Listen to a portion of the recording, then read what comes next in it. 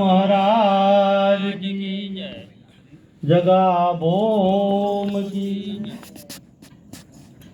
આજે ઓગણજ ગામની પવિત્ર અને પાવન ભૂમિ ઉપર જે આજે સોમભાઈના માટે જે આજે નિર્વળ તિથિ નિમિત્તે, મરણ તિથિ તો ના કહેવાય અમારથી, તો આ જગતમાં કોઈ મરવા જેવું કોઈ સર નહીં, એ અમને ખબર છે, એટલે એ શબ્દો અમારથી ના કહી શકાય. હવે એમની નિર્વળ તિથિ નિમિત્તે જે આજે આ ભજન રાખ્યું છે, બરાબર, એ ભજન કે જે એમના પુત્ર સુરેશભાઈ, એમની બેન કટીબેન તથા એમના જે પુત્ર જે મળીને પરિવારે મળી અને જે એમના પિતાના પાછળ જેવું ભજન રાખ્યું, ધનવાન કહેવાય. કારણ કે જણની જણે તો જણ જે દાતાર કશુર નહીતર તું રહેજે ઓંજડી તારું મત ઘુમાવી છે. આવું ભજન માતા પિતાના પાછળ જો ભજન કરું તો એ કોક જ કરી શકે. ધન દોલત તો ઘણા હોય, ધન દોલત તો પાપી ઘેર હોય, ધન દોલત પાપી ઘેર હોય, પણ આવું પરમાર્થનું જે કાર્ય છે, આવું ભજન કરીને અરસ પરસ એકબીજા સંતો મહાપુરુષોને તેડાઈ અને આવું ભજન કરવું એ અતિ દુર્લભની વાત છે. બાકી ભજન થાય એવું નહીં.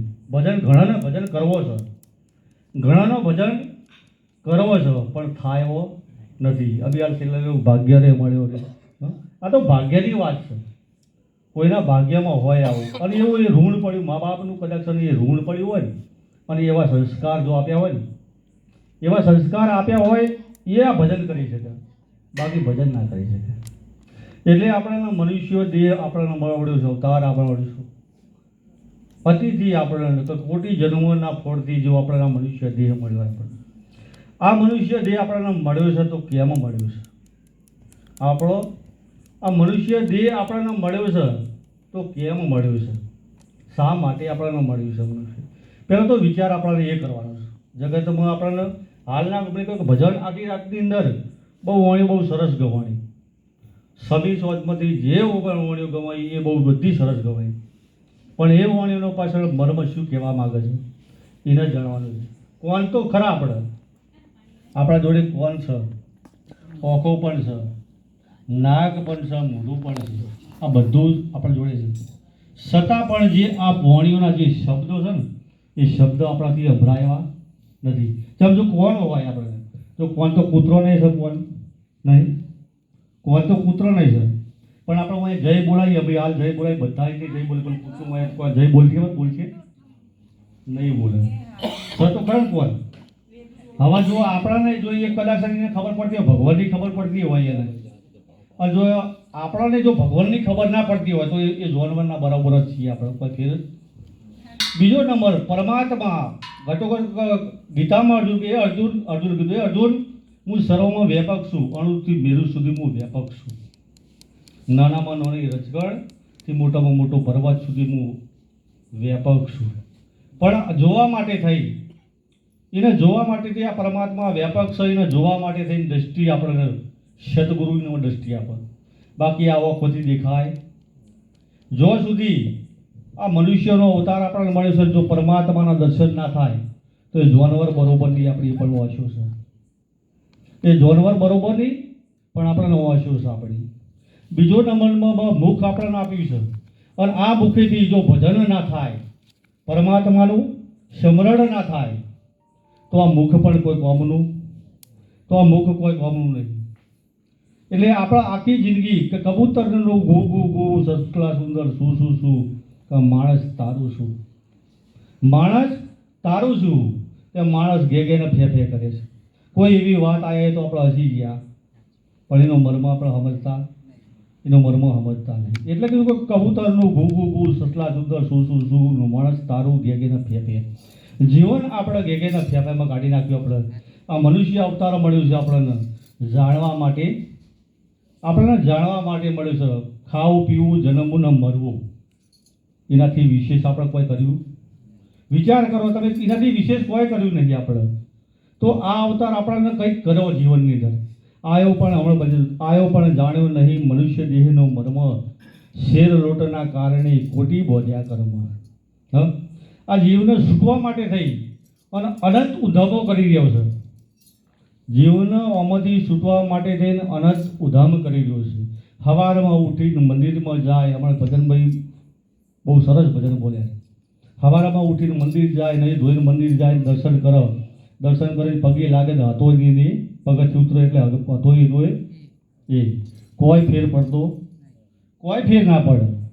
સવારમાં મંદિરમાં જઈને પગે તો લાગે, પણ પગે લાગ્યા પછી પણ આ પાછળના 8-12 કલાક છે ને એ મોનવીનામાં કોઈ હોતું નહીં. એટલે પગે લાગે પણ કોઈ એનું અર્થ નહીં. ઘણા લોકો એટલે પગે કોઈ મંદિરોમાં જઈ રહ્યા છે, કોઈ મસ્જિદોમાં જઈ રહ્યા છે, કોઈ કબરોમાં જઈ રહ્યા છે, તો કોઈ ઊંધા મસ્તકે લઈ રહ્યા છે, કોઈ ગુફામાં જઈ રહ્યા છે, પણ છતાં જીવન આ સાર્થક થાય એવું નથી.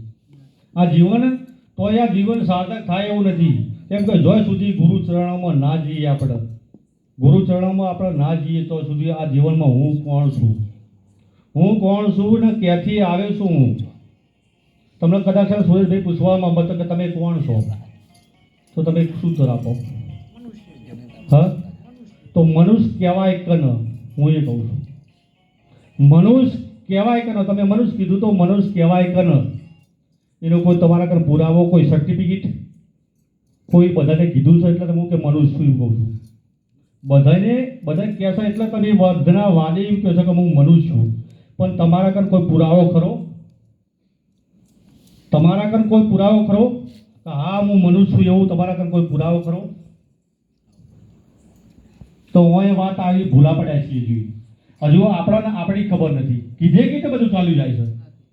આ બધું કીધે કીધે ચાલ્યું જાય છે, પણ સ્વયં ખબર નહીં કે હું મનુષ્ય છું કે નથી. એટલે મનુષ્ય પહેલાં તો આપણને મનુષ્ય બનવું પડે. શું બનવું પડે? મનુષ્ય બનવું પડે. હાથ પગ ને બધું આ શરીર હોવાથી મનુષ્ય કહેવાતા. એમ તો 84 લાખ જીવોના શરીર છે. દરેકના શરીર હોવાથી મનુષ્ય ના કહેવાય. મનુષ્ય કહેવાય કે ન? જ્યાં સુધી ચોરી, જારી, દારૂ, જુગાર અને માંસ આ 5 વસ્તુની પ્રતિજ્ઞા ના લઈએ ત્યાં સુધી મનુષ્ય ગણાતો નથી. કેમ કે શરૂઆતમાં આ કોણમાં જુઓ પેલા પામર કહેવાય. શું કહેવાય? પામર કહેવાય. પામર એટલે પશુ જેટલું પણ નથી જાણતો. પશુ જેટલું પણ નથી જાણતો. જો પશુ જેટલું જાણતા હોય તો બહુ થયું. કમસે કમ પશુ જેટલું પણ જાણતા હોય તો પણ બહુ થઈ ગયું.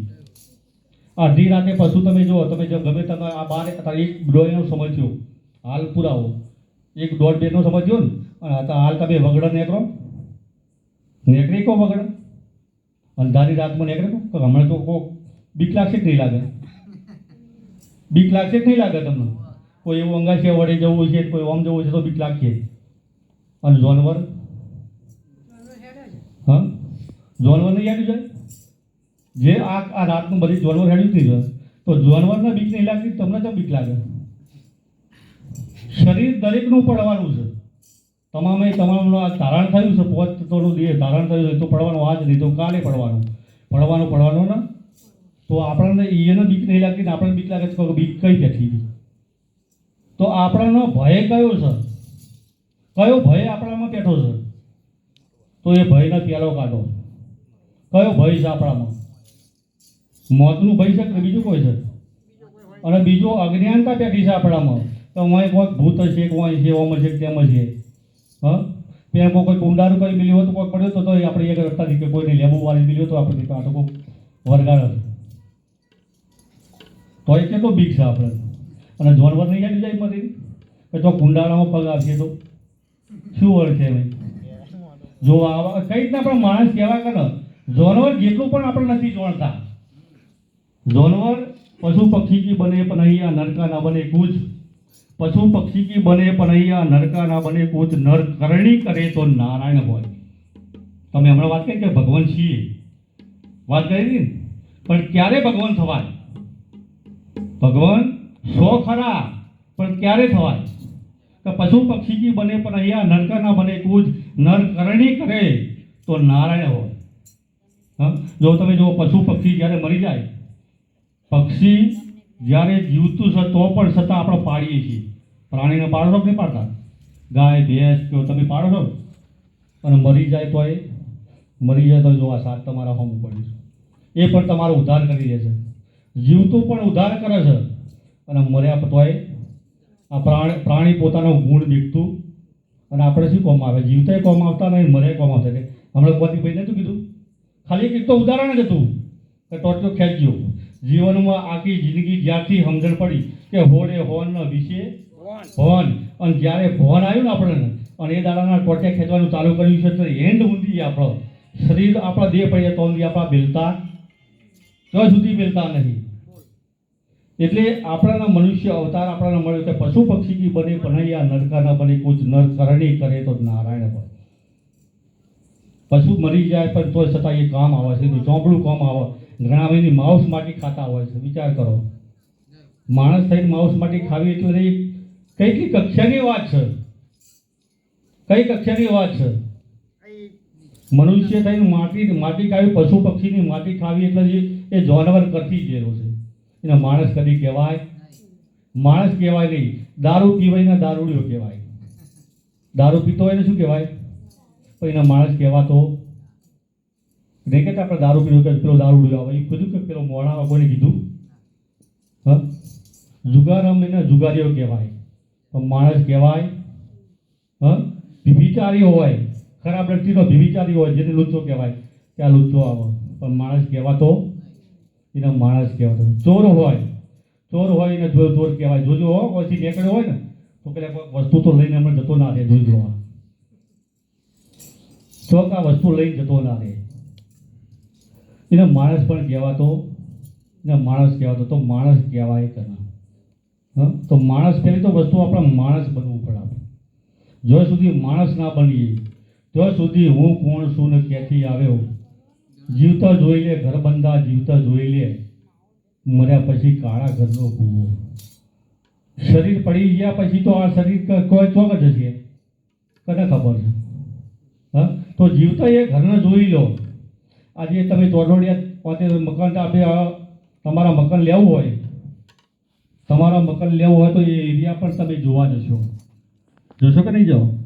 એ એરિયા પણ જોશો. નવું મકાન ખરીદવું હોય તો એ એરિયા પણ જોશો. હવે એરિયાના આડોશી પાડોશી પણ તમે નક્કી કરશો કે મારા અહીં આડોશી પાછળથી મને રહેવાતો નથી ને. આજે હું મકાન તો લઈ લઉં, પૈસા કિંમત કાઢીને હું મકાન તો લઈ લઉં, પણ કાલે મને આડોશી પાડોશી છે એવા હારા છે કે નથી હારા એનું પણ નક્કી તો કરશો નહીં કરો? એક મકાન લેવું છે પણ છતાં તમે એને નક્કી કરીને પછી તમે એને બોનું આપો હાથમાં, એ વગર બોનું હાલતા. અને જ્યારે આપણે જો કદાચ ના ગમે આપણે કાં એરિયા પણ સારો નથી, માણસ પણ સારું નહીં, તો એરિયામાં તમે મકાન નહીં રાખો. એમ જ્યારે આ શરીર પડી જશે અને શરીર પડી જાય ને કયું એને સ્થાન મળશે તો એનો તો વિચાર કરો કે કઈ જગ્યા પર કયા એરિયામાં તમને નાખશે. હા, એક ઉદાહરણ આપ્યું. જો મકાન તમે 7 વખત જોઈને વિચાર કરીને રાખતા હોય તો આ એક તત્વનું આ મકાન છે. જે દાડે આ મકાન ખાલી કરશો તમે ત્યારે કયા મકાનની અંદર તમારે જવાનું એનો પહેલાં વિચાર કરજો. તમે શરીર પડી છે ત્યાં એ વખત ક્યાં જવાનું છે એનો પહેલાં વિચાર કરજો. મનુષ્ય અવતાર મળ્યો છે, અતિ દુર્લભ મળ્યો છે. દેવો પણ માગણી કરી છે. દેવો પણ માગણી કરી છે એક વખત તમને મનુષ્ય અવતાર મળે. ગોડા નતા કૃષ્ણ ભગવાન એવા ગોડા નતા તો દેવકીના કોકે જન્મ લેવો પડ્યો હતો. રામ એવા ગોડા નતા, હા, તો કૌશલ્યાના કોકે જન્મ લેવો પડ્યો. રામદેવ પીર એવા ગોડા નતા, તેવા આગળ લેવો પડ્યો. બીજા દે ના કહું. હા, અને આપણે બધા આ માના કોકે જન્મ લઈને આવે એ નરકમાં, અને નરક કહેવાય. આ નરકમાં જે આવે ને એ સ્વર્ગના ભારે કને કહેવાય. હા, એટલે એને આયા પછી જાણ્યું છે તાણા એ પછી એમને પૂજીએ છીએ આપણે, તાણા આપણે એમની પૂજા કરીએ છીએ. એટલે મનુષ્ય અવતારની અંદર આ એવો અવતાર મળ્યો છે આપણને 84 લાખ કવરની અંદર તમારી મુક્તિ મળે, મોક્ષ તમારો મળી જાય. પણ સતગુરુ જ્યાં સુધી ના મળે ત્યાં સુધી આપણને મુક્તિ મળેવી નથી. આટલું બોલીને મારી વાણીના વિરામ આપો. બોલો સતગુરુ.